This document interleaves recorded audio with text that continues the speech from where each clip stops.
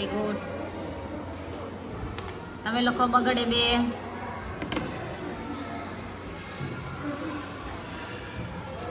તગડે 3 લખો. એ બાજુમાં લખો.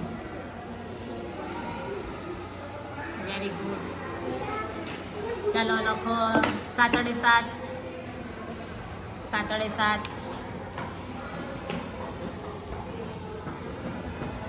Very good. ચાલો વાણીબેન લખે 5 * 5. 5 * 5 તમને જે લખો હોય તે લખો. ચાલો 1 * 1 લખો. બગડે 2. ચોકડે ચાલો.